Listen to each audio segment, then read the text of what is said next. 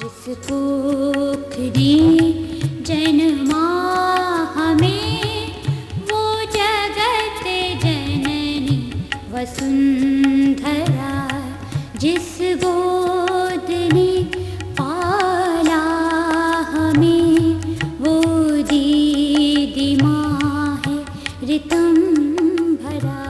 सेवा सीखनी नहीं पड़ती, सेवाओं की ट्रेनिंग नहीं होती।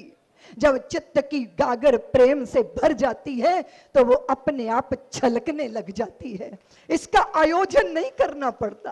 और जिसका चित्त तृप्त हुआ, जिसका अंतःधन्य हुआ, वो जब चलता है तो मंदिर की परिक्रमा हो जाती है, वो जब भोजन करता है तब भजन हो जाता है, और जब वो सो जाता है तो जैसे समाधि में उतर गया हो ऐसा हो जाता है। वो व्यक्ति जो उस स्थिति को पहुंचा है, जिसने अनुभव किया कि कोई खुशी नहीं अपनी भर, कोई पीड़ा नहीं पराई, चाहे मरघट का मातम हो, चाहे कहीं बजे शहनाई, हर घटना मुझ में घटती है, मैं सबका मानस विलास हूं, सात स्वरों की बांसुरिया में कहीं हंसी है कहीं रुलाई, जग मुझ में हंसता गाता है, मैं सबका मानस मंथन हूँ, चाहे कोई जगह योग से समझो मैं समयुक्त हो गया, कोई बुद्ध हुआ क्या जैसे मुझ में ही कुछ बुद्ध हो गया, कोई मुक्त हुआ क्या जैसे मुझ में ही कुछ मुक्त हो गया।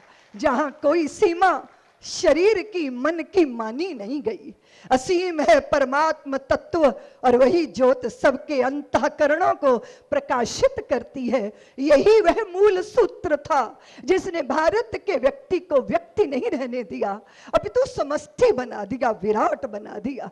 और जब व्यक्ति समष्टि बनता है, जब व्यक्ति विराट बनता है, जब बिंदु सिंधु होता है, तब फिर उसका अहम वयम बन जाता है। वो अकेला नहीं, वो मैं नहीं, वो हम हो जाता है। इस हम, इस वयम बनने का जो भाव है, ये भाव अध्यात्म की जड़ों में समाया हुआ है। दुख ये है कि जब धर्म व्यापार बनता है, जब धर्म प्रदर्शन की चीज बनता है, जब धर्म दिखावे की चीज बनता है, तब हमारे चित्तों में, सज्जन संतों के चित्त में हताशा आती है। नेतृत्व जब मुखापेक्षी होता है सत्ताओं का, तब सज्जन निराश होने लग जाते हैं।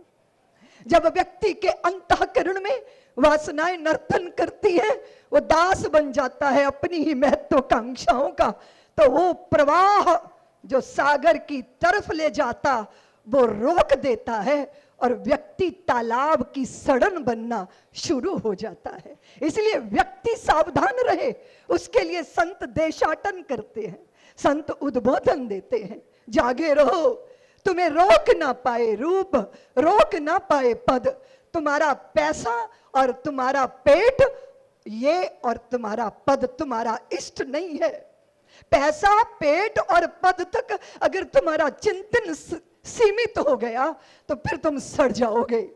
अगर तुम रुक गए तो फिर क्या होगा? आपने देखा, नदी देती रहती है, सागर लेता रहता है, नाली का पानी खड़ा रहता है। जो नदी सागर को देती है वो मीठी रहती है, सागर लेता है तो खारा लगता है, नाली का पानी रुका रहता है तो दुर्गंध देने लगता है। इसलिए अगर देते रहोगे तो मीठे लगोगे, और अगर लेते रहोगे तो खारे लगोगे, और अगर रुके रहोगे तो बेचारे लगोगे। इसीलिए खारे और बेचारे नहीं बनना, मीठा बनना है।